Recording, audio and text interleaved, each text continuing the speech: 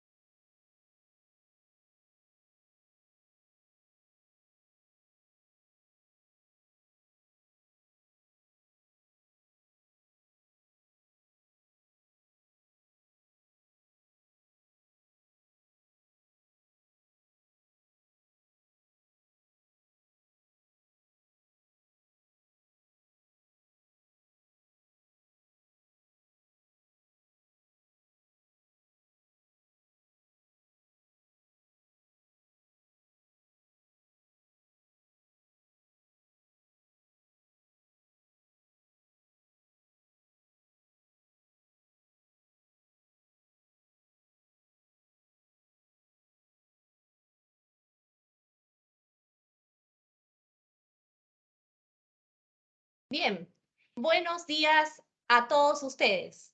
Bienvenidos al webinar Amenazas y desafíos de la seguridad en las telecomunicaciones. Bueno, como sabemos, en los últimos meses, los peruanos hemos sido testigos de cómo, a través de nuevas modalidades de delitos informáticos, muchos compatriotas han visto suplantada su identidad y línea móvil con una gran afectación para ellos. En esa línea, el OCIPTEL ha dado ya algunas medidas para brindar mayor seguridad, por ejemplo, en los procesos de contratación y reposición de chips móviles. Pero precisamente para conocer más sobre estas iniciativas que reafirman la importancia de la cultura de la prevención, el ente regulador ha organizado este webinar para abordar las amenazas y desafíos de la seguridad en las telecomunicaciones. Desde ya agradecemos a todos ustedes por el interés demostrado y por su participación. Les saluda Carmen Cárdenas, directora de la Oficina de Comunicaciones de los OCIPTEL, y tendré el honor de acompañarlos a lo largo de este foro virtual que va hasta las 11 de la mañana. Así que un cafecito para poder presenciar este webinar con un contenido en verdad muy interesante. Bien, quiero en primer lugar saludar la presencia y participación de esta mañana del señor Rafael Muente, presidente ejecutivo de los OCIPTEL, del señor Luis Pacheco, director de fiscalización e instrucción de los OCIPTEL, y del señor Marco Zacarías, supervisor especialista también de la Dirección de Fiscalización e Instrucción de los OCIPTEL. Por favor, los participantes pueden ir formulando sus preguntas a lo largo de la presentación por el chat del Teams a medida que la presentación se desarrolla. También recordemos que este mismo webinar está siendo transmitido por Facebook Live, así que por ahí también vamos a recibir consultas. Sin más preámbulos, vamos a dar inicio a este interesante webinar y para ello quiero dejar con ustedes al señor Rafael Muente, presidente ejecutivo de los OCIPTEL.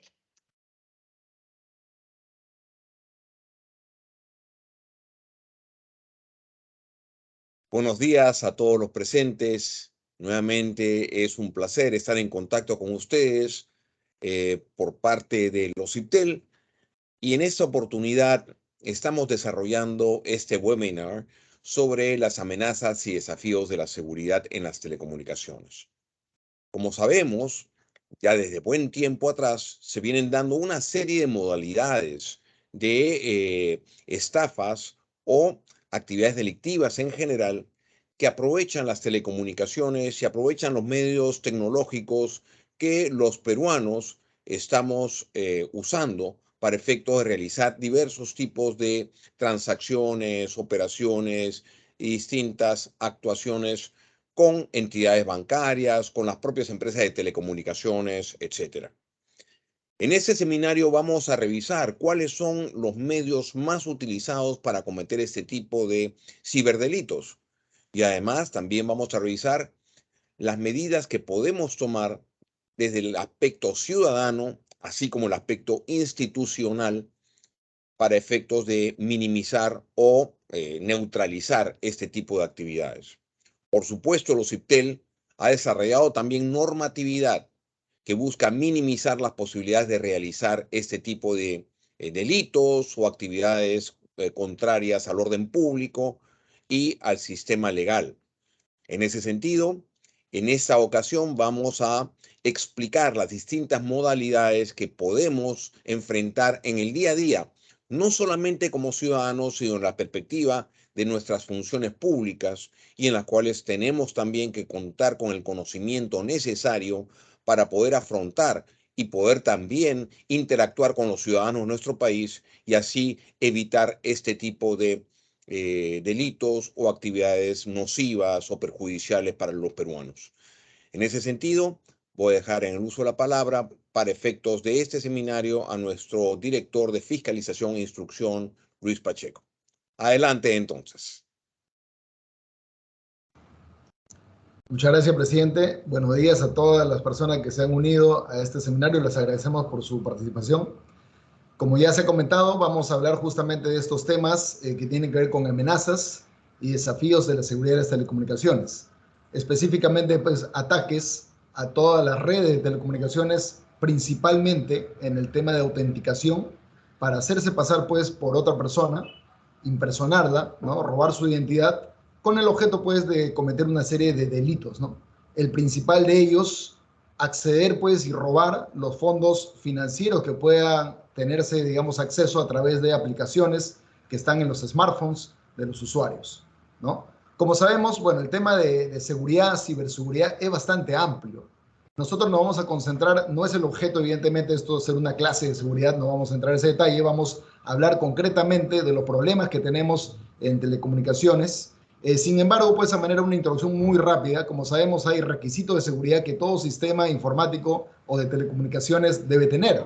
Básicamente, pues, el garantizar la autenticidad, ¿no? Que realmente los usuarios que usan este sistema sean los que realmente están acreditados para ellos, ¿no? La confidencialidad de la información, evidentemente, ¿no? La privacidad de que nadie más pueda acceder a esta información. La integridad, ¿no? Que esta información llegue correctamente al otro extremo, ¿no? La disponibilidad del sistema en general, que lo vemos también en lo que son las normas de calidad, el no repudio y la trazabilidad, ¿no? Pero concretamente, cuando hablamos justamente de esto, ¿no? El saber que los usuarios realmente son quienes dicen ser y que nadie se está haciendo pasar por nosotros, tiene que ver, pues, también con una serie de aspectos de cómo autenticar correctamente, ¿no? Básicamente, los sistemas de autenticación en el mundo se dividen, pues, con diferentes estrategias, ¿no? Básicamente, el tener algo que yo sé, ¿no? Que los sistemas puedan ver esto, ¿no? Básicamente una contraseña, ¿no? Algo que yo tengo, un token, ¿no? Un token, una tarjeta de identificación, etcétera, ¿no? Algo que yo soy, la biometría, ¿no? O sea, justamente que me puedan tomar la huella dactilar, me identifiquen por ello, el fondo del iris, las facciones del rostro, etcétera, ¿no? Y también se habla actualmente del lugar donde estás, ¿no? Que justamente nadie esté pretendiendo acceder por mí, pero en realidad está en otra ubicación geográfica. Entonces, si pasamos a la siguiente lámina, vemos cómo esto va aterrizando, pues, lamentablemente, en una serie de problemas, principalmente justamente en este tema de autenticación, ¿no? Que a veces malos usuarios, delincuentes en realidad, llamémoslo como es, se hacen pasar por las personas, acceden a servicios de telecomunicaciones y a veces el operador ni siquiera sabe quiénes son, ¿no? De hecho, justamente Marcos va a detallar ya sobre ello. Estamos en un proceso de limpieza de los registros de abonados, tanto nuestros como de las empresas de telecomunicaciones, porque nos hemos encontrado, pues, con una serie de abonados inconsistentes, ¿no? Que tienen información que hace algunos días también ha sido presentado en la prensa, como por ejemplo que se llaman té de manzanilla y otros nombres graciosos que en realidad, pues, no generan ninguna gracia, porque estos nombres son justamente para evitar que se les identifique y que en este anonimato puedan cometer fechorías, ¿no? Pueden extorsionar, dirigir crímenes, hacerse pasar por otra persona, etcétera, ¿no? Entonces, todo esto, a nuestro juicio, tiene buena parte de origen en lo que es la informalidad en la contratación, básicamente la venta callejera, donde justamente no se siguen a veces todos los protocolos para que la persona realmente acceda a un servicio estando seguros realmente de quién es. Entonces, Marcos también va a hablar un poco más de ese detalle, pero esto pues origina que, por ejemplo, muchos se hagan pasar por otros usuarios obteniendo información previa de ellos, ¿no? Hay una serie también de mecanismos de ingeniería social, Marcos también lo va a explicar, ¿no? Básicamente, pues, el phishing y sus variedades, ¿no? Ahora le llaman, pues, smishing, vishing, es decir, de que alguien trate de explotar el comunicarse con nosotros para obtener esta información, obtener nuestros passwords, por ejemplo, ¿no? También, pues, lamentablemente ha habido algunas filtraciones de alguna información, por ejemplo, las huellas dactilares, o se han accedido a ellas a través de cualquier otro tema, digamos, otro mecanismo ilícito, y estas huellas se han podido, digamos, reproducir en moldes de hule, que a veces engañan a los huelleros, que no son, pues, huelleros certificados, no son huelleros apropiados, que también, ¿no? La tecnología ahí, así como tenemos virus y antivirus, y la tecnología para la cibercriminalidad también va evolucionando, los métodos para combatirlo también deben evolucionar. Es decir, un huellero que de repente era bueno hace 10, 15 años, ya no lo es ahora porque quizá no capta esto que se llama ahora la huella viva, ¿no? O sea, no basta pues de que en este huellero se ponga uno de estos moldes de hule y automáticamente lo pueda pues autenticar a la persona, sino en realidad debería haber una serie de mecanismos para que sepan distinguir que realmente no es el dedo de un usuario, ¿no? Y esto aplica para cualquier sistema de biometría, ¿no? Entonces, nuevamente, la idea de todo este problema es tratar de hacerse pasar por otra persona, acceder justamente a los fondos financieros y cometer una serie de delitos. En la siguiente lámina voy a dejar a Marcos Zacarías, supervisor principal, especialista en estos temas, que va a escribir cada uno de ellos y nuevamente retornamos al final para hacer algunas apreciaciones, conclusiones y la ronda de preguntas. Muchas gracias. Adelante, Marcos.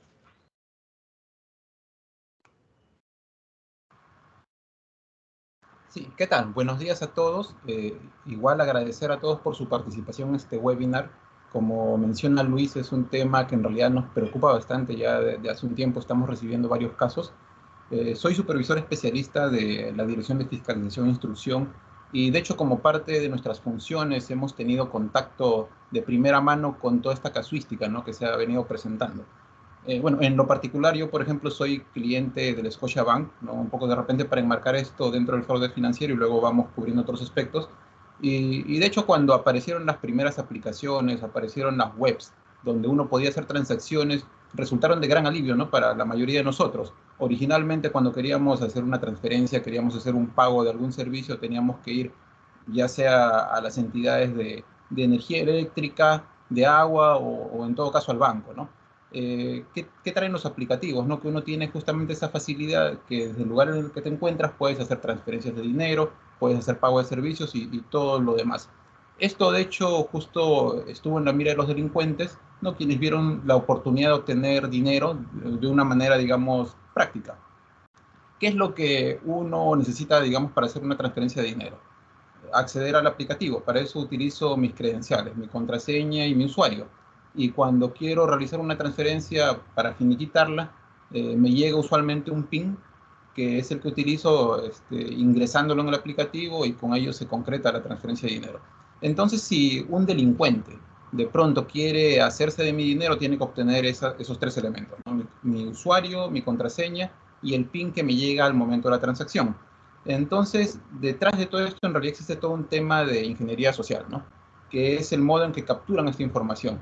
De hecho, los delincuentes suelen acceder a redes sociales justamente para identificar cuáles son sus potenciales víctimas, obtienen cierta información, números telefónicos, nombres, y luego eso ya entran a un circuito de modalidades que son un poco más específicas y que guardan bastante relación con el sector, ¿no? Las que se muestran aquí, digamos, son las que corresponden bastante a lo que tiene que ver con los servicios móviles. Históricamente el phishing fue el primero que apareció, que básicamente es el envío de correos electrónicos donde te dicen, ¿no?, señor Marcos Zacarías, hemos detectado que hay actividad irregular en su cuenta, por favor ingrese este enlace, actualice su información, ¿no? Y si uno, digamos, de pronto no toma la atención del caso, ingresa y ingresa su información, ¿no? Y esa es la información que justamente los delincuentes utilizan para acceder al aplicativo móvil. El smishing es una variación del phishing, ¿no? El phishing, como mencionaba, eran correos electrónicos que llegaban a nuestras cuentas. En el caso del smishing, lo que utilizan los delincuentes son mensajes de texto. Y en estos mensajes de texto que más de uno debe haber recibido, también vienen enlaces con páginas web falsas donde si uno ingresa la información, de pronto ya está en manos de la delincuencia, ¿no? Y lo único que les faltaría sería obtener el PIN, el token para generar las transacciones. Y finalmente, una última modalidad que está cobrando más importancia en los últimos tiempos es el phishing. En el caso del phishing, el delincuente ya se comunica con uno directamente, ¿no? A través de una llamada telefónica. Se hacen pasar por gente del banco, personal del banco, y de hecho, cuando ocurre el phishing, ya estos delincuentes cuentan con información de las víctimas, ¿no? Les saludan por su nombre, le indican que tiene alguna transacción, algún problema con sus cuentas y que va a hacer algún reseteo, y por ahí le piden información como pines, ¿no? Eso lo vamos a ver de repente un poco más adelante para ver cómo funciona todo esto. Entonces, bueno, en esta primera lámina justo lo que mostrábamos era estas modalidades que tienen bastante relación con lo que viene a ser el sector, ¿no? El phishing, smishing y vishing. En la siguiente diapositiva vamos a ver justamente cuál es el origen, cuál es el motivo por el cual esto ocurre, ¿no? De hecho, el delincuente se comunica con nosotros por SMS, se comunica con nosotros por llamadas telefónicas, como mencionaba, pero ¿qué es lo que, o sea, cómo es que ellos permanecen en el anonimato? Justamente porque utilizan servicios que han sido obtenidos de manera fraudulenta. En esta lámina vemos una noticia de mediados de este año, ¿no? Que indica: los clonadores móviles. Policía Nacional del Perú desarticula banda criminal que vendía chips a nombre de terceras personas. Justamente los delincuentes lo que hacen es comprar estas líneas, estos chips que se encuentran a nombre de terceros. Y no solo de terceros, sino también información inconsistente, como vamos a ver más adelante. De hecho, como parte de nuestras labores de fiscalización, nosotros participamos de estas actividades. Yo he ido a las Malvinas, así como usuario encubierto, he ido al centro de Lima, he ido a San Juan de Lurigancho, y uno puede contratar estos servicios, ¿no? ¿Qué es lo que ocurre? Cuando uno hace la contratación del servicio, pasa por la verificación biométrica. Si uno compra, por poner un ejemplo, un chip prepago en la calle, pagas tus 5 soles, pasas la biometría y te dan un servicio a tu nombre. Pero si por ahí preguntas al vendedor: oye, ¿sabes que yo quiero un servicio que ya está activado?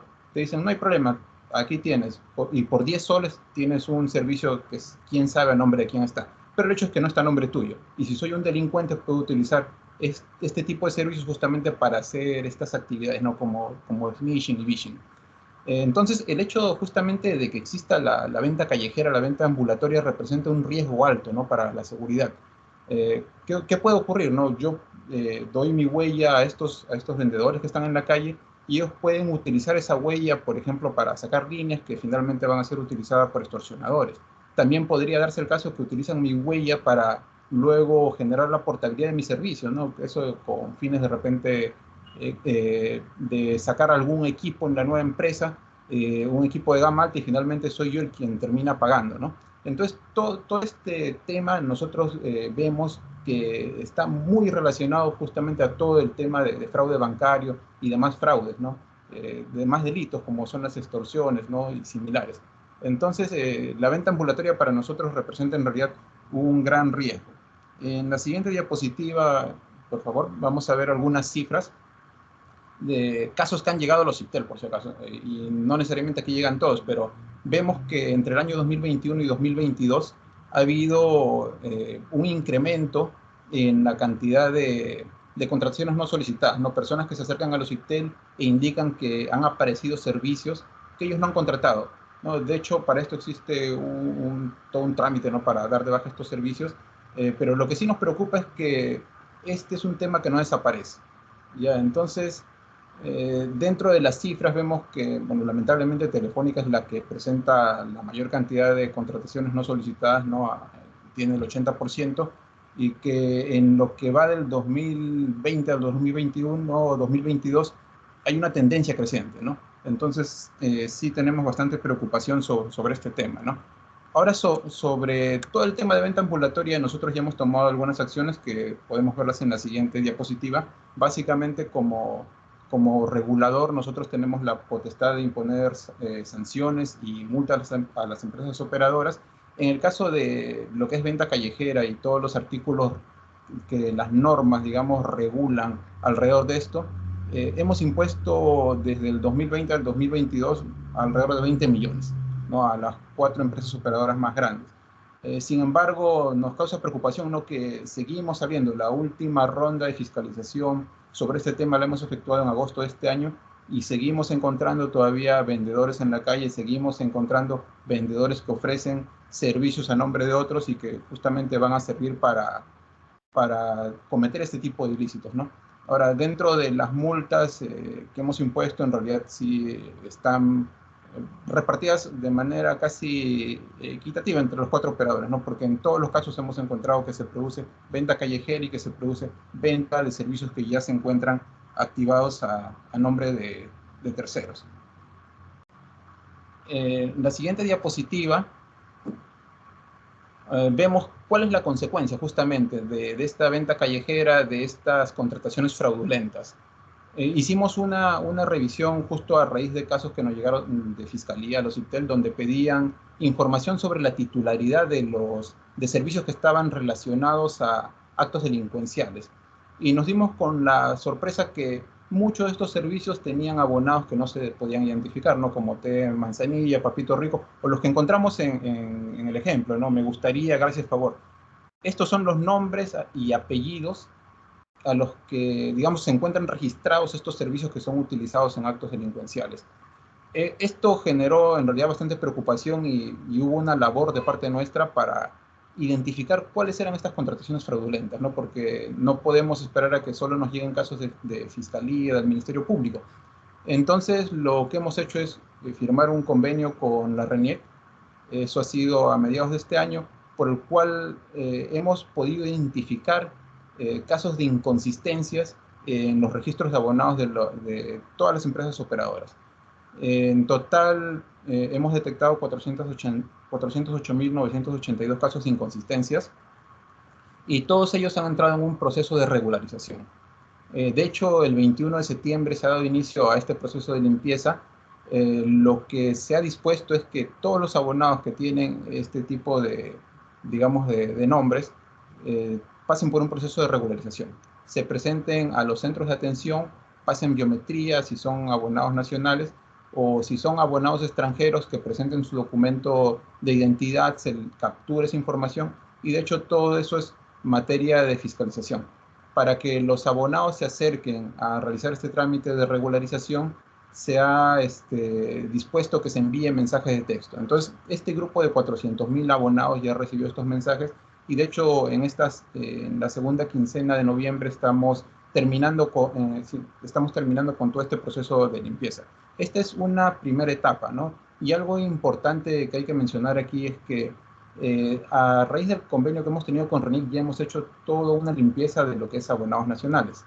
Y dentro de estos 408.000, aproximadamente 100.000 son casos que tienen que ver con abonados nacionales, lo cual de algún modo refleja que se ha venido, o sea, si bien hay inconsistencias, las cifras no son tan elevadas en el caso de lo que viene a ser abonados nacionales, porque justamente se utiliza la verificación biométrica, ¿no? Por aquí ha habido posiblemente algunos quiebres en la seguridad de los sistemas, pero mayormente se ha cumplido con la verificación biométrica y los abonados de algún modo están bien identificados.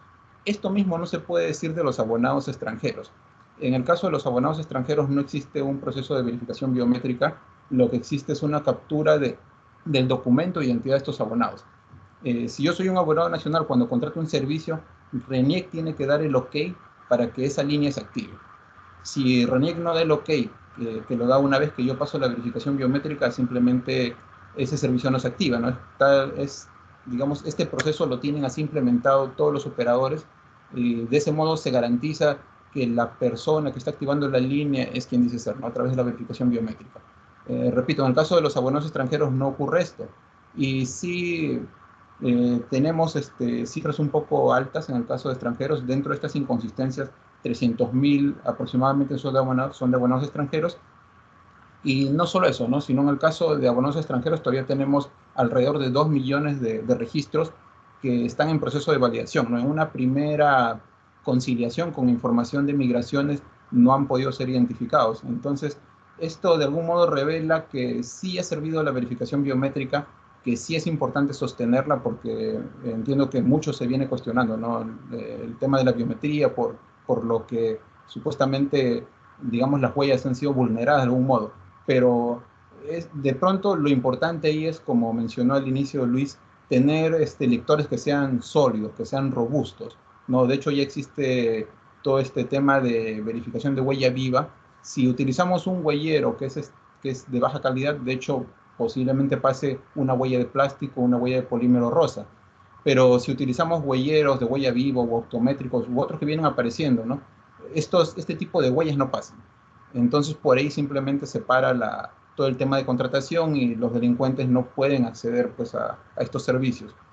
Entonces sí es importante seguir manteniendo el tema de biometría por ese lado, y lo otro también tener el registro de abonados, ¿no? Porque justamente a partir de este análisis es que hemos podido detectar toda esta cantidad de inconsistencias y que finalmente están entrando en un proceso de regularización. De hecho, todos los servicios que no son regularizados están siendo dados de baja, ¿no? Entonces, digamos, por ahí estamos controlando de algún modo todos estos actos delincuenciales, ¿no? Esos mensajes que nos vienen llegando con enlaces a páginas web fraudulentas para entregar nuestras credenciales, ya no llegarían porque estamos matando todas estas líneas.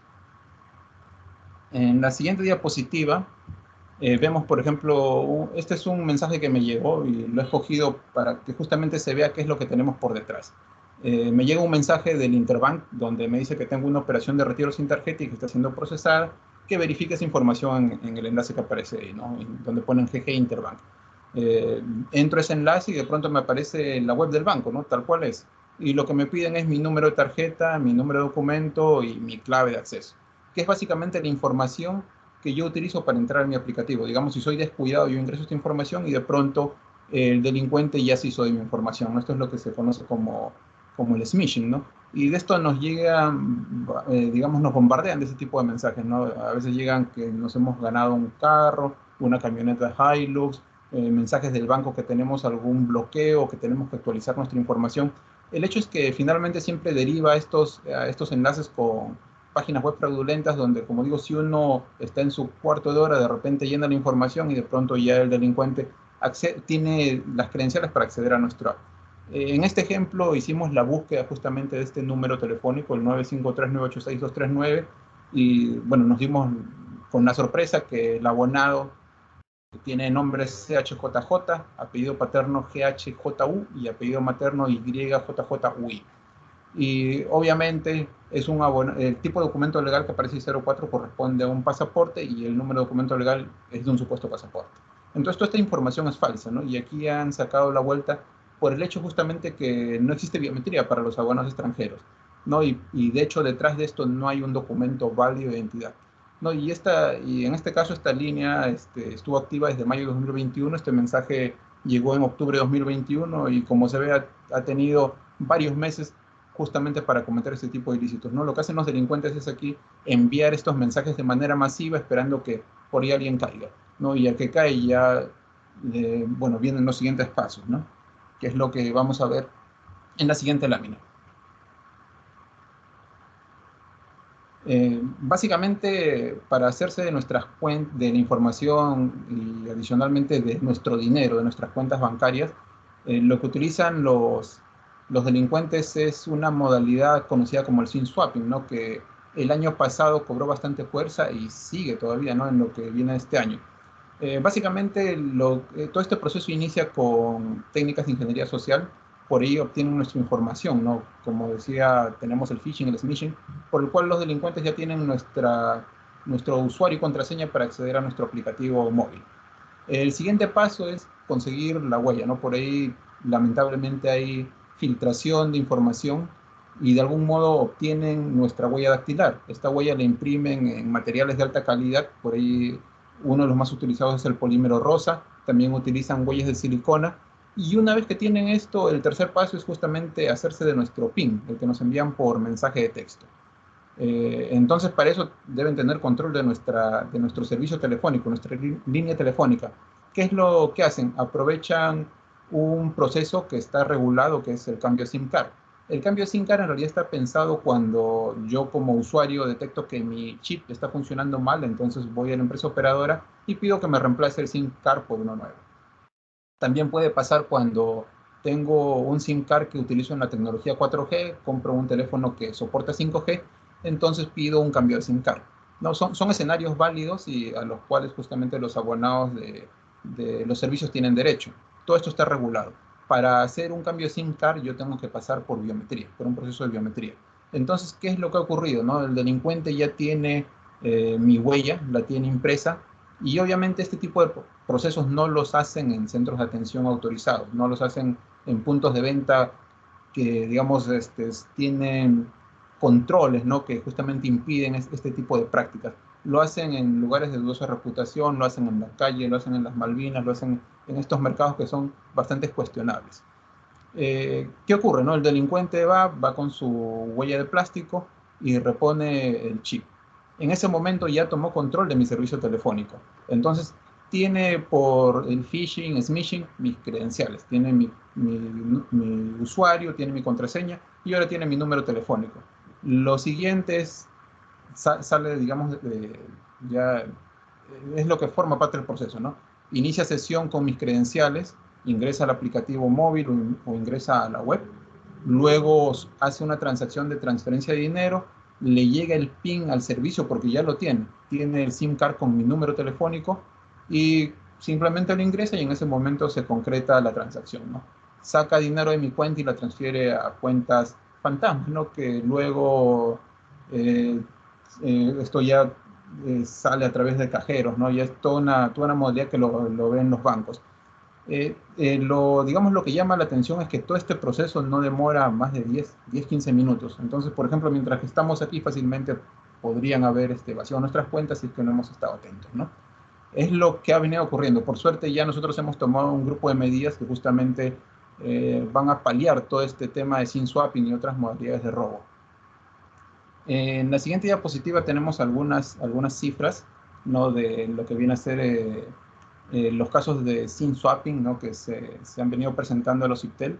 En el año 2021 hemos recibido 791 casos, ¿no? Y en lo que va del 2022 y hasta junio, o sea, estamos a mitad de año, falta actualizar esta cifra, ya tenemos 305 casos, ¿no? Todos estos relacionados al trámite de reposición de SIM card, que básicamente apunta al vaciado de nuestras cuentas. Ahora, no solo es el trámite de reposición de SIM card, también los delincuentes han sido bastante creativos. ¿Qué ocurre? No? A veces no tienen mi huella. Digamos, quieren hacerse de mis cuentas, pero no tienen la huella de Marcos Zacarías, pero de repente sí tienen la huella de Luis Pacheco. Entonces, lo que hacen es un proceso que se conoce como cambio de titularidad, por el cual yo cedo mi línea a Luis. Y para esto utilizan justamente algunos huecos de repente vacíos que existen en los sistemas de las empresas. El hecho es que generan este cambio de titularidad. Y ahora, como ya este servicio que estaba en mi nombre pasó a nombre de Luis Pacheco, utilizan la huella de Luis Pacheco para hacer la reposición de SIM card y de pronto ya se hicieron con el número telefónico. Y bueno, lo que sigue es lo que vimos en la lámina anterior, ¿no? Que básicamente es hacer la transferencia de dinero a cuentas y luego hacerse de nuestro dinero. Entonces, por ahí, en caso no consigan nuestra huella y tienen otra, alternativamente están utilizando el cambio de titularidad. Adicionalmente, también hemos recibido casos donde con la huella contratan servicios o realizan adquisición de equipos, ¿no? Entonces, en realidad es variado todo lo que ocurre, ¿no? En estos casos.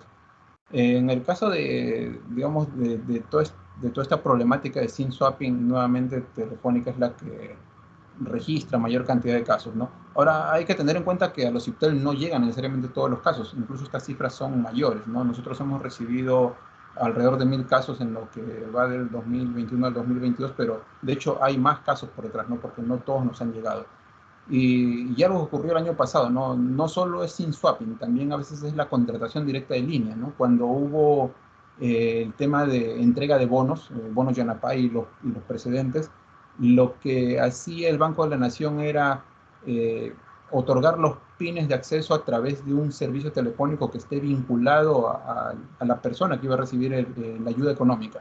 Entonces lo que hicieron los delincuentes fue activar servicios telefónicos a nombre de esos terceros, justamente también utilizando todo este mecanismo, ¿no? de suplantación, de utilización de huella, ¿no? Y finalmente se han hecho también de dinero, ¿no? Como digo, en este caso ha sido con contrataciones. no con el tema de reposición de chip. Entonces, siempre están, digamos, a la vanguardia, ¿no? Atentos a ver de qué manera pueden vulnerar los servicios para finalmente hacerse el dinero digamos, de los abonados, ¿no? De los clientes del banco. De los casos que nos han llegado, más o menos en promedio, la pérdida que han tenido estos clientes es de 11.000 soles, lo cual en realidad es bastante fuerte. En la siguiente diapositiva, por favor.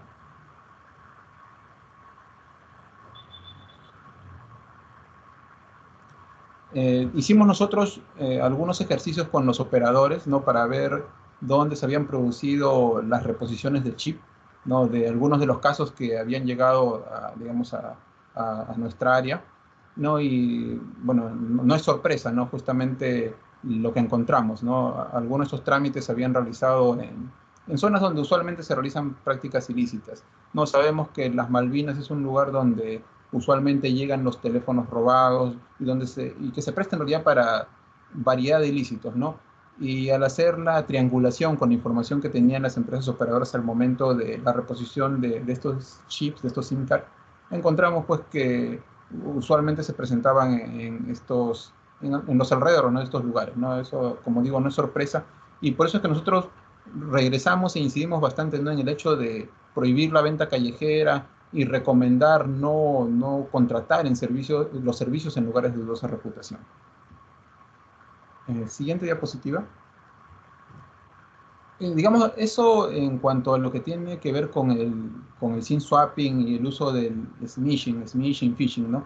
Que tiene que ver bastante con cómo captan la información. Ahí usualmente no hay una interacción humana por detrás.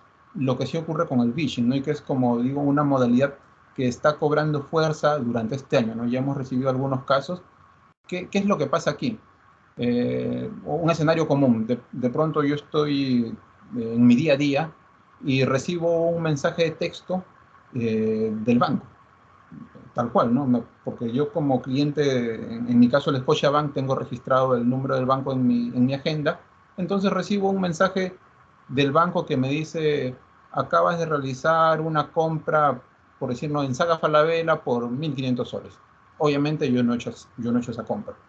Inmediatamente recibo una llamada telefónica también del banco, donde un supuesto asesor del banco se identifica como tal, tiene información mía, ¿no? Me dice: señor Marcos Zacarías, hemos detectado que ha habido una compra en Saga Falabella de Piura.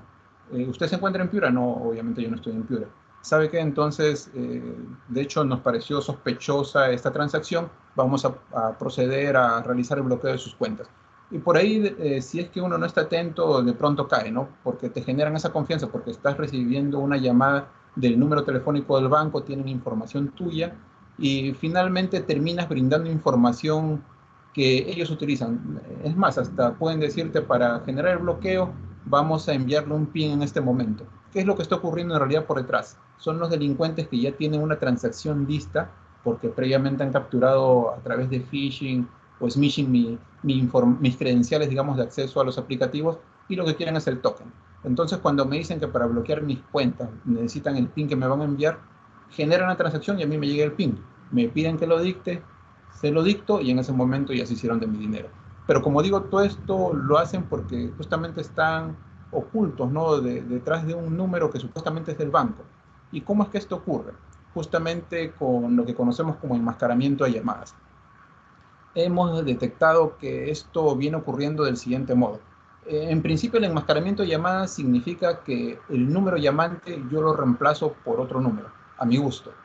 Tenemos nosotros el reglamento de interconexión que justamente prohíbe este tipo de práctica. Entonces, en las redes locales, nadie puede modificar el número. Si yo llamo de mi número a quien sea, esa persona va a recibir mi número, no va a haber otro número. Sin embargo, a nivel técnico existe una facilidad por la cual se puede, digamos, gestionar ese número de una manera distinta.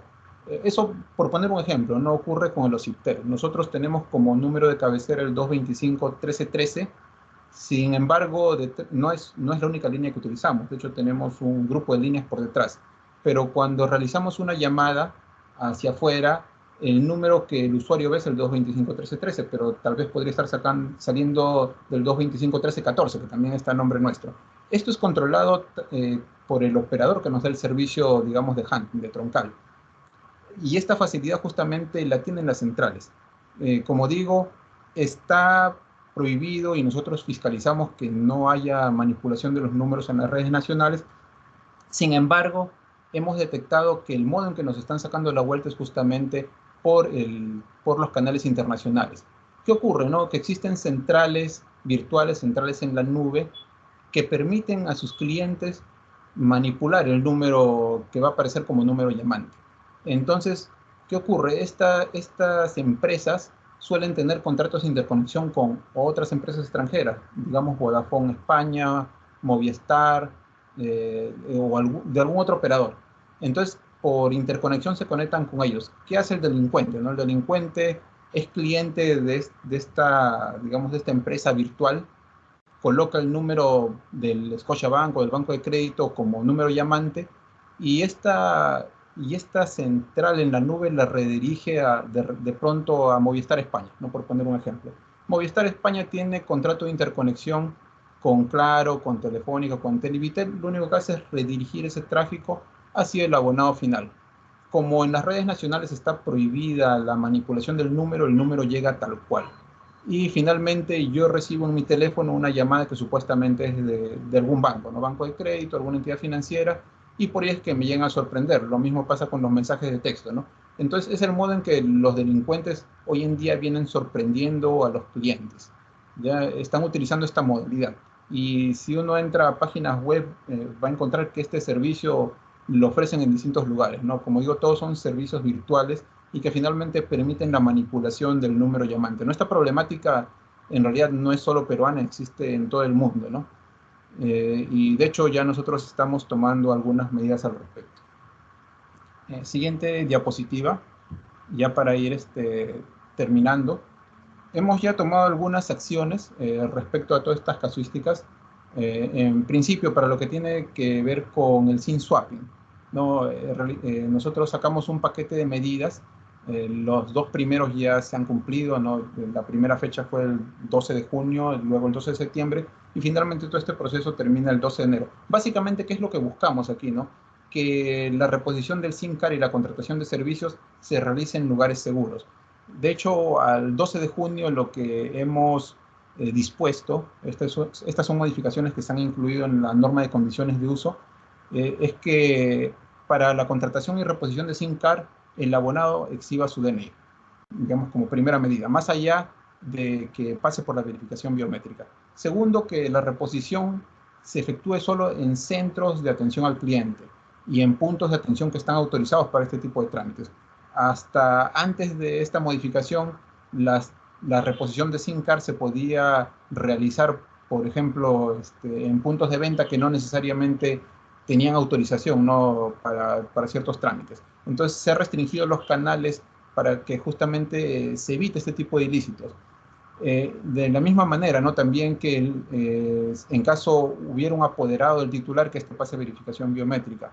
Por ahí algo que se me pasó comentar también es que se han presentado casos donde incluso han presentado cartas poder, no falsas, sino cartas poder donde han sorprendido a las notarías, que son totalmente válidas y donde supuestamente son apoderados de titulares de servicios, ¿no? Y con eso han realizado también trámites de reposición de SIM card, ¿no? Justamente para cometer el ilícito del SIM swapping. También hemos dispuesto que en caso una persona detecte que está siendo víctima de reposición de chip, de SIM card, solicite la suspensión inmediata del servicio y obviamente que se entreguen documentos de todos estos trámites que se vienen generando. Asimismo, hemos considerado la necesidad de utilizar un factor adicional, ¿no? de seguridad, que es la contraseña única. De hecho, la contraseña única ya estaba regulada dentro de nuestras normas. Sin embargo, las empresas no las han venido utilizando. Ahora estamos, forzando a que sí se utilice, ¿no? Y de hecho, desde el 12 de junio ya las empresas tienen la obligación de brindar la contraseña única a todos sus usuarios. Ahora, desde el 12 de septiembre, que es hace más o menos un mes y una semana, también entraron en vigencia otras disposiciones, ¿no? Primero, el límite de 5 intentos para biometría. ¿Qué ocurría, no? Que cuando los delincuentes querían suplantar o, digamos, la identidad de alguien, utilizaban justamente estos polímeros de rosa que digamos, no lograban enganchar con RENIEC al primer intento, ¿no? Entonces enganchaban al 10º, 11º, 12º. Ante, digamos, estos hechos, lo que hemos decidido es que en caso, digamos, se produzcan 5 intentos fallidos, se corte toda la transacción y no se pueda contratar.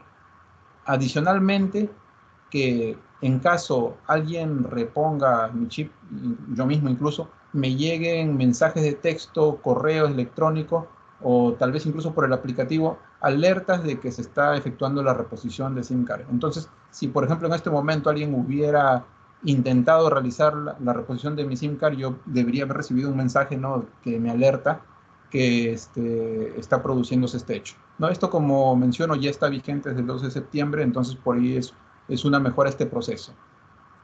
Y en el caso del 12 de enero, ¿no?, el 12 de enero próximo, hay reglas adicionales. La primera de ellas es llevar un registro adecuado de distribuidores y vendedores, ¿no? Esa información también la proporcionan a los IPTEL, y un poco lo que queremos pasar es la responsabilidad al vendedor, ¿no? De hecho, la informalidad existente ha permitido que los vendedores hagan lo que quieren, ¿no? Cuando nosotros hemos hecho fiscalizaciones, encontramos que existe una contraseña o un usuario que utilizan los distribuidores y que de repente lo reparten a más de un vendedor. Entonces el vendedor no está plenamente identificado. Lo que estamos estableciendo es que a partir del 12 de enero todos los vendedores deben estar identificados, ya sean nacionales o extranjeros, y que al momento de cada contratación pasen por verificación biométrica, ¿no? De hecho, cuando, digamos, puede ser un vendedor extranjero, va a trabajar para Claro, Entel, Telefónica, lo que tiene que hacer es registrarse. En este caso, la empresa operadora captura su huella porque no la tiene RENIEC, y cada que hace una venta se tiene que hacer una verificación de la huella que tiene, en este caso la empresa operadora, contra el vendedor que está ejecutando en ese momento la activación de un servicio. Adicionalmente, también desde el 12 de enero se obliga el uso de la contraseña única, ¿no?, que es la que ya están entregando los operadores desde el 12 de junio. Ya no se va a poder activar nuevos servicios si es que uno no tiene la contraseña, ¿no? Y esa contraseña la tiene solo el usuario, ¿no? Y finalmente, una última medida es que la reactivación luego de una reposición de SIM card se dé luego de 4 horas. O sea, si por ejemplo el delincuente quiere reponer mi chip, van a pasar 2 cosas. Yo voy a recibir mensajes de texto y la reposición se va a hacer efectiva luego de 4 horas. O sea, yo voy a mantener mi servicio todavía por 4 horas y recién a la hora 4 mi número telefónico va a pasar al nuevo chip. Entonces eso me da un espacio para yo reaccionar y solicitar la cancelación de esa reposición, ¿no?, que es algo que ya se ha previsto de implementación desde el 12 de junio de 2022. Entonces esas son las medidas en relación a lo que viene a ser el SIM swapping, ¿no? Y de hecho, en algún momento también preguntaron, ¿no?, ¿qué pasa si estos trámites ocurren en la madrugada? No deberían ocurrir porque justamente una de las obligaciones, una de nuestras disposiciones es que estos trámites se hagan en centros de atención, ¿no? Y los centros de atención tienen un horario de atención. Entonces no hay un centro de atención que te atienda pues a las 2, 3 de la mañana, ¿no? Porque muchos de estos casos también han ocurrido en la madrugada. Entonces, toda esta serie de medidas entendemos que van a paliar bastante, ¿no?, el tema de SIM swapping. Es la idea que tenemos, ¿no?, y lo que está dentro de nuestras competencias. En la siguiente lámina vamos a ver también algunas propuestas que hemos realizado a otras entidades y que tienen que ver con los otros 2 temas, ¿no?, que son críticos: la venta ambulatoria y el enmascaramiento de llamadas. En el caso de la venta ambulatoria, como mencionaba, ya nosotros hemos tomado acción, hemos abierto procesos sancionadores, hemos impuesto multas. A pesar de eso, vemos que todavía se siguen presentando estos escenarios. Lo que hemos hecho es poner en conocimiento de la Autoridad de Datos Personales del MINJUS esta información, ¿no?, todos los hallazgos que hemos tenido, porque aquí de hecho hay exposición de datos personales y hay mal uso de datos personales, ¿no? Entonces, por ahí esperamos también la colaboración de parte del MINJUS, ¿no?, para poner freno a todo este tema de venta ambulatoria, de venta callejera. En el caso de enmascaramiento de llamadas, todo el tema de numeración no forma parte de, digamos, la regulación de los IPTEL, pero sí del Ministerio de Transportes y Comunicaciones. También nos hemos puesto en contacto con ellos a fin de proponer una modificación al reglamento de la ley de telecomunicaciones.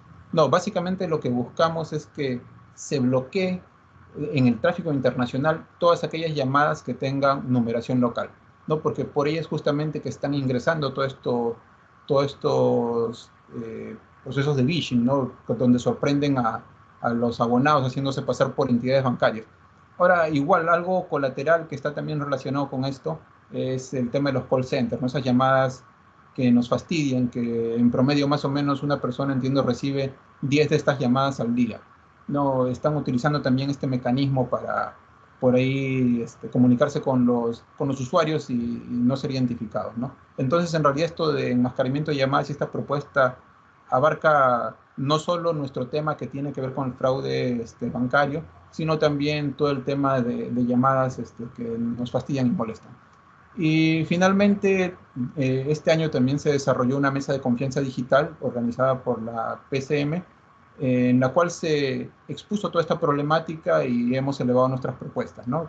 Para que justamente se tome acciones, por ahí se vea que modificar reglamentos y de hecho esperamos que haya participación de distintas entidades, ¿no? Porque este no es un tema solo de OSIPTEL, en realidad abarca a todo el sector público, ¿no? Incluso el sector privado, entidades financieras. Y ya para finalizar, tenemos también una serie de recomendaciones. En la siguiente diapositiva las podemos ver. Básicamente, ¿no? No contratar servicios públicos en la calle, no de inicio. Solo hacer esta contratación en lugares autorizados. Los lugares autorizados los pueden encontrar en la página web de las empresas operadoras. Tener bastante cuidado con la información de datos personales que damos a terceros, ¿no? Sobre todo ahora que está apareciendo esta modalidad de phishing, ¿no? Tener bastante en cuenta que los bancos no suelen pedir información de claves, no suelen pedir información de cuentas, no suelen pedir pines. Entonces, tener bastante conciencia de eso, ¿no? De hecho, los bancos también están enviando ese tipo de mensajes de no brindar esta información cuando recibe este tipo de llamadas. En el caso que, digamos, no está tan relacionado, pero si sufren el robo de su equipo, también la recomendación es comunicarse con su operador de servicio móvil de manera inmediata para bloquear el equipo y suspender el servicio, ¿no? De ese modo, si, por ejemplo, reciben un PIN a través de SMS, la suspensión del servicio va a generar que ese PIN no llegue al delincuente. Y de hecho, no, también bastante importante comunicarse con su banco para, si en el caso tuvieran aplicaciones instaladas, no bloquear justamente todos los servicios, ¿no? Financieros. Adicionalmente, algo que debemos tener en cuenta es, si estás utilizando, digamos, los pines a través de SMS, hay alternativas, ¿no? También los pines puedes recibirlos por correo electrónico. Y de hecho, puede salir la pregunta, oye, pero ¿y qué tal si el correo electrónico también me lo han hackeado? ¿Tienen acceso a mi usuario y contraseña del correo electrónico? Por suerte, existe la autenticación de doble factor. La mayoría de correos electrónicos hoy lo tienen, por el cual uno puede agregar un factor adicional, ¿no? Como decía Luis, algo que conoces es tu usuario contraseña y algo que tienes es tu token. Existen aplicativos como el Google Authenticator, Microsoft Authenticator, que lo que generan es una suerte de PIN físico. Entonces eso uno lo puede tener instalado, por ejemplo, en un equipo antiguo dentro de su casa y funciona de manera similar a los tokens físicos que antes brindaban los bancos. Entonces, si de pronto un delincuente se hace de tu usuario y contraseña del banco, se hace de tu usuario y contraseña del correo electrónico, lo que le va a faltar es justamente ese token físico, que solo lo tienes tú, ¿no? Entonces, por ahí, de algún modo, se cubre, ¿no? Todo este tema de reposición de SIM card, más allá de las medidas que estamos tomando, ¿no? Y una última recomendación, por favor, siempre verifiquen las líneas que tienen contratadas. Nosotros tenemos un enlace en la página web de los OSIPTEL que se llama Checa tus líneas, ¿no? Ahí pueden ver cuántas líneas tienen en cada operador, ¿no? Y bueno, de mi parte eso sería todo. Espero que la información les haya sido útil y será hasta una próxima oportunidad. Muchas gracias. Bien, muchísimas gracias, Marcos.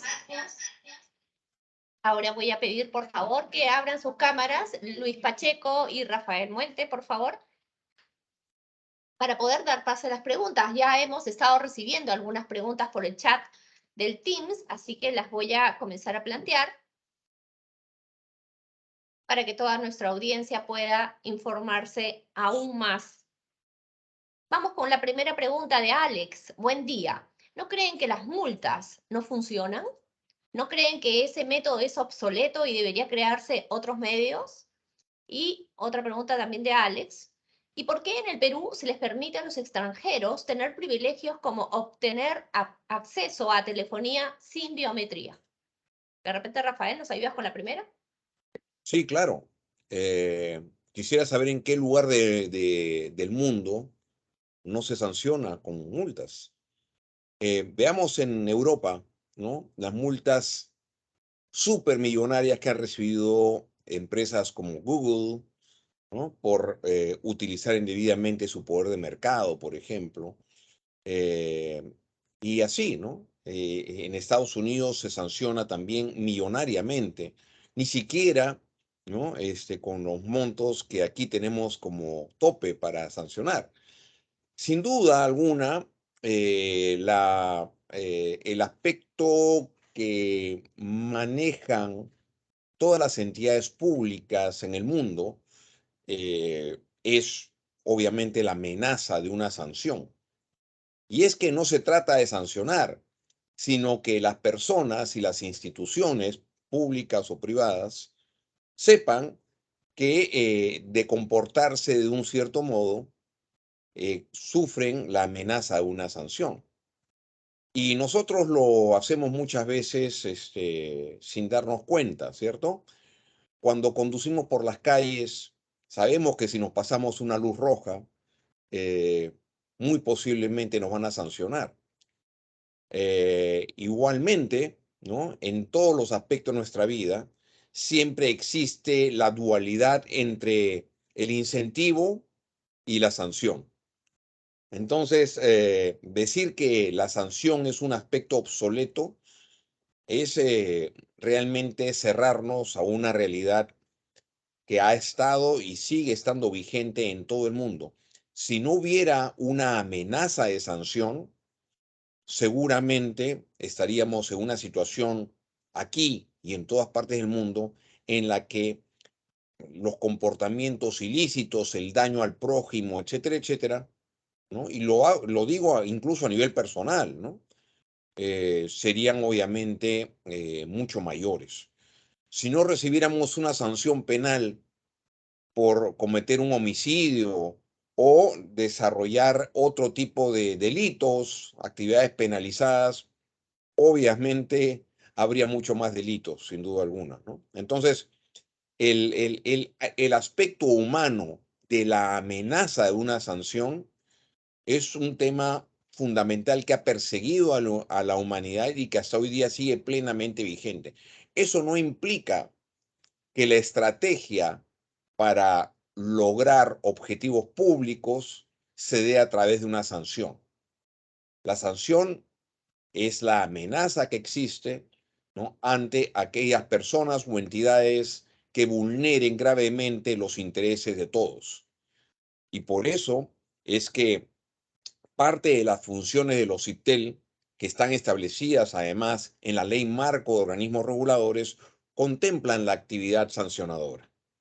De no ejercerla debidamente, más bien nosotros, las entidades públicas, estaríamos sujetos a sanciones y los funcionarios públicos estaríamos sujetos a sanciones igualmente, ¿no? Así que, en verdad, en todo el mundo, bajo distintos aspectos, la sanción va a estar presente como una amenaza para no cumplir con las responsabilidades que tenemos como individuos o como organizaciones hacia la sociedad. Sí, justamente Rafael, Alex nos aclara y nos dice, parece que no se entendió mi pregunta. Y menciona, la sanción debe cambiar. Por ejemplo, cancelar la licencia a las empresas operadoras. Bueno, la cancelación de la licencia a las empresas operadoras no está dentro de las competencias de los CIPTEL, ¿no? Las concesiones, que son, por ejemplo, aquellos títulos habilitantes que les permite a las empresas realizar prestaciones de servicio público cuya titularidad es del Estado, la otorga como concedente el Ministerio de Transportes y Comunicaciones. Y en su contrato de concesión, así como en la ley, existen una serie de posibilidades para sancionarla a ese nivel, ¿no? Por ejemplo, en el contrato de concesión se establece que el incumplimiento de obligaciones relacionadas, por ejemplo, a la libre competencia, podrían acarrear eventualmente la resolución del contrato de concesión. Igualmente, en la ley de telecomunicaciones se establece, por ejemplo, que la interconexión es un aspecto esencial de la concesión. En otras palabras, si una empresa de telecomunicaciones se negara abiertamente a interconectarse con otra que lo solicita, podría perder su concesión, su título habilitante, porque es una condición esencial para que pueda actuar en el mercado. Así que sí existen esas posibilidades correctamente, ¿no? Pero quien la ejerce es quien otorga la concesión y quien es la contraparte contractual en el contrato de concesión, que es justamente el Ministerio de Transportes y Comunicaciones. Perfecto, Rafael. Y bueno, quedó pendiente la segunda pregunta. ¿Por qué en el Perú se le permite a los extranjeros tener privilegios como obtener acceso a telefonía sin biometría? Y lo quiero ligar a otra pregunta hecha por Giancarlo Dongo, que menciona: buen día, tenemos un sistema con la capacidad de variar el uso de fraudes con huella y usar un detector facial. Adelante, Lucho. Muchas gracias, son muy buenas preguntas. Efectivamente, y reforzando un poco la presentación que nos hizo Marcos en ese aspecto, y también un poco ligado a la pregunta anterior, OCIPTEL actúa en el marco de la legalidad, ¿no? O sea, nuestras normas tienen que, como son a nivel, digamos, de nuestro consejo directivo, estar acorde a instrumentos legales de mayor jerarquía, como son las leyes.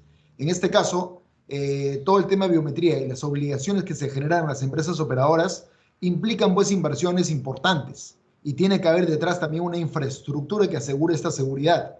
En el caso del Perú, la entidad encargada de ver la información personal justamente de los ciudadanos, entre ellas, por ejemplo, la huella dactilares, es RENIEC. Entonces, el marco legal en este caso es el Decreto Legislativo 1338. Ya existía de hace antes del 2014 un decreto supremo del Ministerio de Transporte y Comunicaciones que obligaba justamente al uso de la biometría dactilar. Pero esto está ahora ya, digamos, inmerso en este decreto legislativo 1338 del año 2017, donde se obliga justamente que en las nuevas contrataciones se haga uso del sistema de verificación en línea de la RENIEC para verificar justamente esta biometría. Pero menciona también este mismo decreto legislativo que en el caso de los extranjeros, en tanto el competente no instale todavía un sistema de verificación en línea, lo que se hará es justamente exigir la exhibición del documento de identidad de esta persona, llámese carnet de extranjería, quizá el DNI emitido por su país, un pasaporte, etcétera, y la empresa operadora tiene que guardar registro de ello. Lamentablemente esto no se ha estado dando, porque justamente como dijimos, y Marco lo señaló también muy bien, incluso habiendo todo este tema de la venta ambulatoria, han habido pocos casos de vulneración de muchos, digamos, registros inconsistentes con DNI nacionales, y más bien se han ido justamente por el tema de los extranjeros, porque esta obligación de exhibir el documento y guardar el registro lamentablemente no se ha cumplido porque es un canal informal, ¿no? Y la misma empresa lamentablemente no puede controlar un canal informal y no se puede hacer también una fiscalización eficaz de ello. Evidentemente ahí ya han habido, bueno, las normas que ha mencionado Marcos y también alguna acción de parte de las empresas operadoras que ya no están permitiendo que se hagan estas activaciones más que en sus centros de atención al cliente. Y respondiendo también la pregunta adicional, puede haber un sistema alternativo, es cierto. De hecho, RENIEC, entendemos, ya está trabajando con sistemas de biometría facial. En algún momento también seguramente va a entrar a ver el tema del fondo del iris. Evidentemente, esto es crear toda una infraestructura que poco a poco va a implicar inversiones grandes y también de obligar a las entidades a que hagan uso de esto. Esta obligación tiene que venir a nivel de una ley. Bien, muchas gracias, Lucho. Aprovecho, bueno, vamos con las preguntas. Acá hay una pregunta muy chiquita. Buenos días, ¿podrían indicarme, por favor, qué reglamento es el de enmascaramiento de llamadas? A ver, quizá ahí hay una pequeña confusión, ¿no? En realidad, como bien lo había dicho Marcos, el enmascaramiento de llamadas es una, digamos, actitud ilícita que realizan pues algunas personas, algunos delincuentes o bueno, de repente estos call centers que quieren sorprender a los usuarios y que no sepan realmente quién los está llamando, ¿no? Y peor aún, a veces incluso es con dolo, porque se hacen pasar por ejemplo, digamos, el número de un banco, ¿no? Y me llaman haciendo esta modalidad de phishing que mencionó Marcos, haciéndose pasar por el banco y diciéndome pues que hay un problema con mi transacción y que les debo dar mis datos. Entonces, cuando me llaman, aparece en mi teléfono el número del banco. Es decir, a propósito han hecho esto, ¿no? Con todo el dolo y lo que ya también mencionó Marcos, nosotros hemos sugerido que haya este cambio a nivel del reglamento de la ley de telecomunicaciones. Y en realidad esto ya se está abordando también en muchos países porque no es una problemática evidentemente solamente de Perú, ¿no? Y se está teniendo una suerte de sistema que está todavía en desarrollo, que es autenticar también a las empresas de telecomunicaciones en sus relaciones de interconexión de una contra otra, ¿no? Es decir, que incluso haya señalización y este proceso de autenticación vía pues estos factores de autenticación e incluso firma digital, ¿no? De tal forma que se sepa quién está originando este tráfico y se pueda hacer una trazabilidad del mismo, ¿no? Bien. Vamos con dos preguntas de Jorge Ramírez y de Roy Guaroc que se relacionan. Jorge pregunta, en Chiclayo, la empresa Movistar no me permite, o mejor dicho, se niegan a generarme una contraseña única. Roy Guaroc menciona, buenos días, ustedes indican que a partir del 12 de enero de 2023 será obligatorio el uso de la contraseña única. ¿Cómo obtengo la contraseña única y dónde? Bueno, lo primero que hay que mencionar es que la aplicación de la contraseña única se está realizando en dos momentos. El primero es para los usuarios nuevos, ¿sí?, que están adquiriendo líneas telefónicas. Las empresas están obligadas a otorgar una contraseña única en esos casos.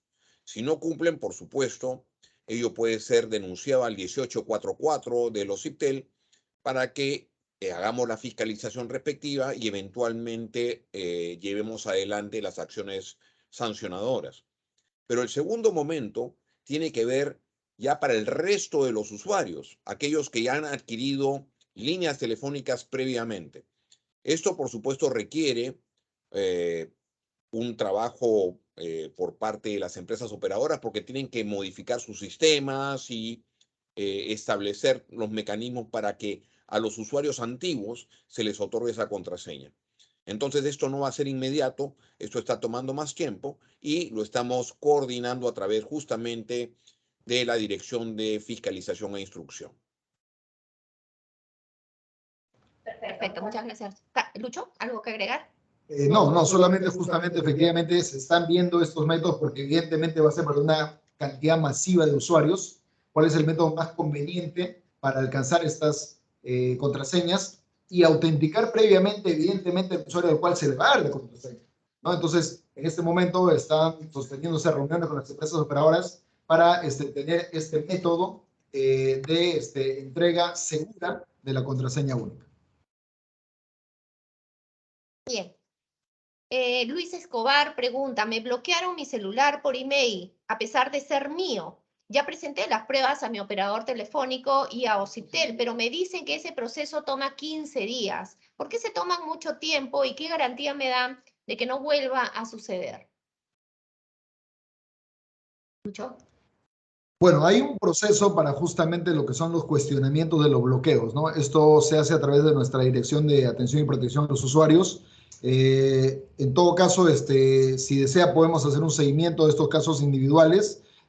Pueden presentar justamente, quizá ahora mismo, a través de Mirelia, darnos sus datos para que nosotros nos comuniquemos con ustedes, ¿no? Pero evidentemente hay un tiempo en el cual esto tiene que chequearse si ha sido correcto o no. Se va a tratar de hacer en mucho menos tiempo y si es que ha habido este caso de un problema de, digamos, suspensión indebida de los servicios o bloqueo, en este caso, de los equipos terminales, esto también será parte, pues, de una fiscalización de los internos. Bien. Tengo dos ciudadanos más que realizan preguntas y Eduardo Astuguamán hace varias preguntas en el chat. Vamos a mencionarlas. Buenos días. Agradeciendo sus respuestas, por favor. ¿Se recomendaría limpiar con alcohol los huelleros luego de ser utilizados en cualquier empresa de servicios que lo solicita? Si no tengo el aplicativo del banco en el celular, ¿estoy libre de accesos fraudulentos? ¿Se puede pedir a los bancos que no se me permita el acceso por aplicativo en el celular? Ante casos de suplantación de personas por chip, ¿se sugiere realizar gestiones ante el Ministerio Público y el Indecopi? Y finalmente, ¿con los eSIM se complicará la situación? Lucho. Sí, quizá yo abordo algunas y Marcos me apoyas por favor en otras. Bueno, empiezo por la última, ¿no? Efectivamente ahora se está migrando a una nueva tecnología de eSIM, ¿no? O sea, un SIM que ya no es removible el aparato, ¿no? Sino que viene pregrabado dentro del teléfono y simplemente hay que activarlo con la empresa operadora, ¿no? Básicamente esa activación se está dando a nivel de un código QR. Hay teléfonos que tienen la modalidad dual, o sea, los chips tradicionales, pero también tienen el eSIM grabado, digamos, dentro del teléfono y hay que activarlo mediante esta metodología, ¿no? Varias empresas operadoras en Perú ya están haciendo el soporte de esta activación vía eSIM, vía el QR también que hemos mencionado, pero también en el caso de tratarse de una línea nueva, siempre se debe respetar lo que hemos mencionado, ¿no? Y afortunadamente también ya estamos viendo métodos de autenticación segura que no requieran necesariamente que la persona se acerque a pasar por un huellero dactilar, sino que puede haber pues una suerte de autoactivación tomando, digamos, imágenes de la huella desde el mismo teléfono.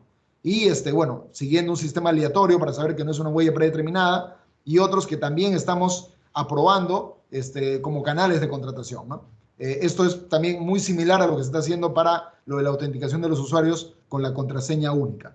Las otras preguntas son muy, muy interesantes, pero exceden un poco también lo que evidentemente los CIPTEL en sus competencias tiene, porque, digamos, los bancos en este caso están regulados por la Superintendencia de Banca y Seguros, ¿no? Y están también asociados en ASBank, ¿no? Ellos entendemos que también están bastante preocupados por estos temas y varios de estos cuestionamientos también se han discutido, por ejemplo, en esta mesa de trabajo de confianza digital de la PCM, ¿no? Entonces, sí hay una suerte de recomendaciones que se están elaborando para evitar también ya a todo nivel, no solamente en telecomunicaciones, sino en todos los otros sectores que puedan sufrir pues, de estos robos, el poder ayudar a los ciudadanos, ¿no?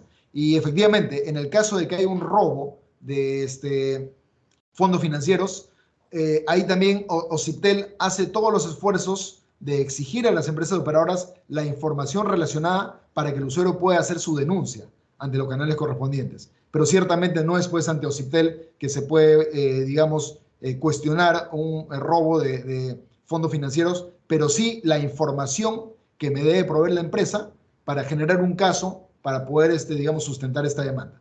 Marcos, en los otros aspectos técnicos, por favor, si me puedes complementar. Sí, claro, por supuesto, Luis.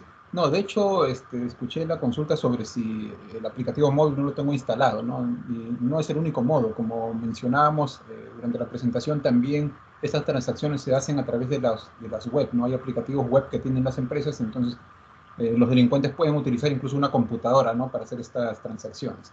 Y bueno, como mencionas, este tema en realidad forma parte de otro sector, pero sí, ¿no? Y en todo caso entiendo que los bancos dan opción a que uno pueda tener habilitados o no los aplicativos, que pueda hacer o no transacciones a través de los mismos. Más bien quiero aprovechar la oportunidad un poco para retomar una pregunta que hicieron sobre el tema de un bloqueo de email. Ahí de repente lo que podría estar ocurriendo son dos cosas, ¿no? Uno, que alguien ha impersonado, digamos, al titular de ese equipo y ha presentado un bloqueo, ¿no? Y otro tema que puede estar pasando es que ese número está clonado, ¿no? Y justamente ahí nuevamente todo esto recae en el tema del registro abonado, ¿no? Que incluye esa información. Entonces hay que tomar todo eso en consideración también para justamente tener elementos, ¿no? Que nos permiten a nosotros hacer este tipo de seguimiento. Eso sería. Gracias, Luis. Bien, muchas gracias, Marcos. Vamos con las dos últimas preguntas. Joner pregunta, si sufrimos un caso de phishing por una página falsa, ¿qué medidas debe tomar las entidades financieras para vetar o anular esa página? ¿O lo tiene que hacer la persona afectada? ¿Quién regula las páginas web?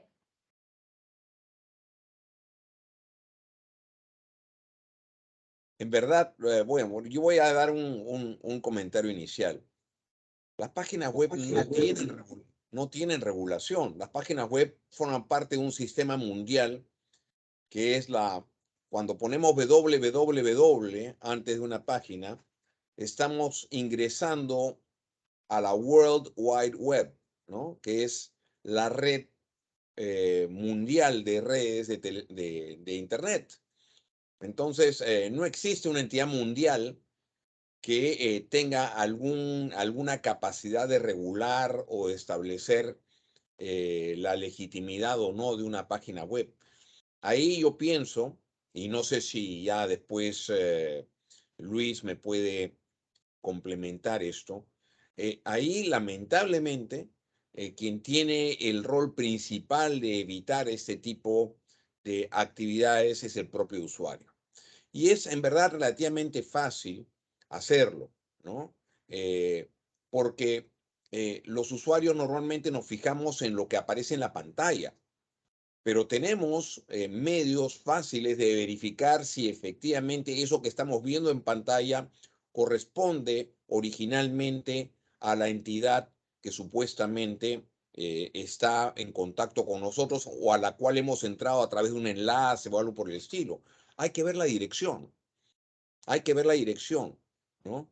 Y si son transacciones, siempre hay que fijarse en el HTTPS, ¿no? Que garantiza que efectivamente cuenta con mecanismos de seguridad para esos efectos. Pero no sé, este es un tema también técnico y Luis me puede complementar, por supuesto. Sí, presidente. Bueno, efectivamente es un tema límite, es cierto. Digamos, como recomendación general, de todas maneras, a los usuarios es tener instalado un buen antivirus, ¿no? Que ahora en realidad no son solamente antivirus, no son sistemas de seguridad de Internet que verifican, por ejemplo, también eso, ¿no? La impersonalización de páginas web, ¿no? Que se hacen pasar unas por otras. A veces yo tengo alertas que salen en mi teléfono, esta página está tratando de hacerse pasar por otra, por ejemplo, ¿no? Y pueden hacer esos bloqueos. De todas maneras, si hay conocimiento de esta información de alguna página web que esté generando problemas, no está de más también alertar a la misma policía, entiendo que es la División de Delitos Informáticos.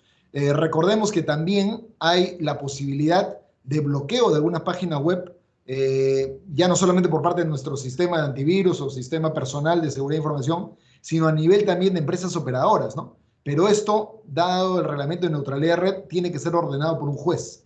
Entonces el juez podría, pues, si sabe de que hay una serie de páginas web que son fraudulentas o hay, pues, algún delito que se está cometiendo, puede ordenar estos bloqueos a las empresas operadoras, ¿no? Para que simplemente ya no se puedan alcanzar esta página web desde el territorio peruano, ¿no?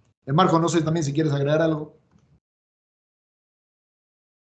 No, de acuerdo con lo que dices, Luis, ¿no? En la misma línea, ¿no? Se puede denunciar, como dices, a la Divindat todo este tipo de delitos, ¿no? Para que se tomen acciones, ¿no? De hecho, ha habido bloqueos de páginas, hay bloqueos de páginas, por ejemplo, pornográficas, ¿no? Va en esa misma línea, son actos delictivos finalmente. Y quizá agregando, ¿no? Tengamos en cuenta que ahora los teléfonos móviles, los smartphones, son computadoras, ¿no? Y quizá en las recomendaciones también agregaría, ¿no? Así como estamos preocupados de tener un antivirus en nuestra computadora, tengamos también como recomendación un antivirus en nuestros smartphones, ¿no? Porque realmente hay mucha información valiosa que está ahí, que puede ser susceptible de robo, y también justamente entrar a esta página web y esos antivirus, o nuevamente, ¿no? Sistemas de seguridad de la información que a veces, pues, se venden en paquetes, ¿no? Me protegen varios dispositivos, ya sea computadoras, laptops, tablets e incluso smartphones, ¿no? Sería lo más recomendable también. Bien.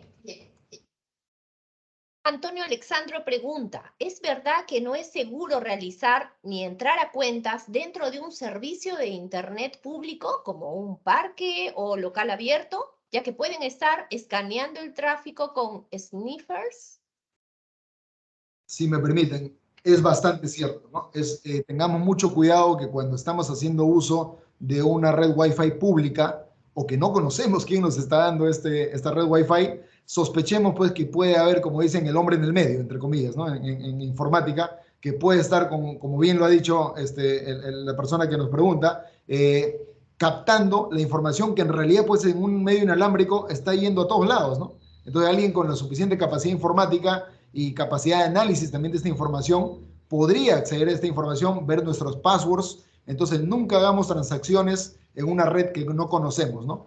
Tiene que ser de todas maneras en la red de nuestras empresas operadoras y siempre teniendo en cuenta nuevamente las recomendaciones anteriores que hemos mencionado, ¿no? En páginas seguras, lo que mencionó nuestro presidente también, usando los protocolos HTTPS, ¿no? Seguros, y también teniendo los antivirus o sistemas de seguridad de la información instalados en nuestros dispositivos. Bien, ahora sí las últimas. Creo que ese tema ha concitado mucha atención de parte de la audiencia, así que voy a leer las dos preguntas para terminar. Buenos días. ¿Hay alguna ley el cual quien tenga información confidencial de datos sea responsable administrativo o penal? Y al final, Jorge Ramírez pregunta, ¿recomiendan un sistema Android o iOS? Bueno, En la esa última pregunta creo que no la podemos en responder. esa última pregunta no nos podemos pronunciar, por supuesto, porque estaríamos tomando opciones respecto a sistemas operativos competitivos, ¿no? Cada uno creo que tiene en general sus ventajas y sus riesgos respecto del otro. Así que en ese sentido, como autoridad no podemos nosotros pronunciarnos, pero sugiero siempre mirar en foros, ¿no? Hay distintos foros donde se explica las ventajas y las desventajas de cada uno de estos sistemas operativos. ¿Ok? Por lo menos en eso creo que sí es clara la posición que tenemos que abordar. ¿Y cuál era la otra parte de la pregunta, Carmen? ¿Hay alguna ley el cual quien tenga información confidencial de datos sea responsable administrativo o penal? Claro que sí, ¿no? La ley de protección de datos, ¿no? Establece responsabilidades administrativas y eventualmente podría dar lugar, si es que se comete algún delito informático, a responsabilidades penales. Así que, por supuesto, existe un sistema normativo que establece sanciones a ese nivel también.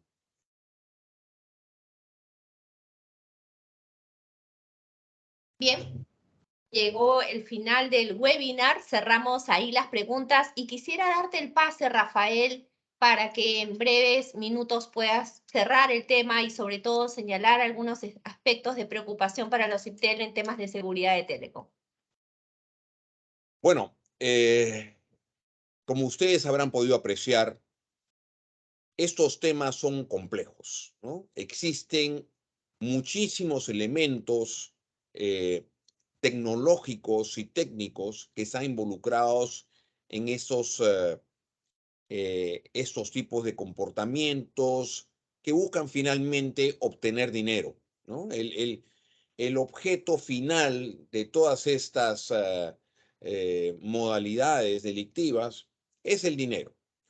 Entonces, lo que tenemos que considerar como una perspectiva general a nivel personal es que los datos personales hoy en día son los aspectos más cruciales y más delicados que debemos mantener en resguardo.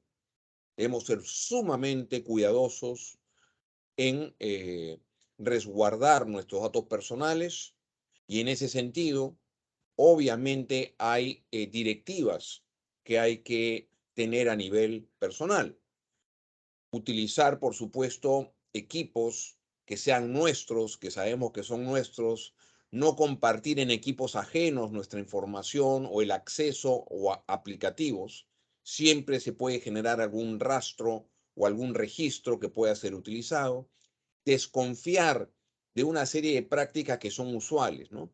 Mensajes de texto con enlaces, correos electrónicos con enlaces, que nos llevan a páginas web que nosotros podemos ver a semejanza de las páginas web usuales, pero nuevamente miremos bien cuál es la dirección de envío, porque se puede enmascarar fácilmente y recibir, por ejemplo, un mensaje de Amazon, un mensaje de Google, un mensaje de alguna tienda o algún establecimiento con el cual realizamos transacciones, pero de pronto, si uno entra más allá de ver la dirección, que puede ser una entidad pública también, alguien puede enmascarar una dirección y ponerle como nombre Ocitel y uno ve en la dirección, o sea, en el nombre del remitente de un correo, etcétera, etcétera, Ocitel. Antes de confiar en eso, miremos cuál es la dirección que está detrás. Muchas veces se dice Ocitel o, nuevamente, o RENIEC o Amazon o nuestro operador de telecomunicaciones y entramos y vemos que hay una dirección absolutamente desconocida y que no tiene nada que ver con la dirección que debería tener este remitente. Ese es un tema que a cada momento está sucediendo, ¿no?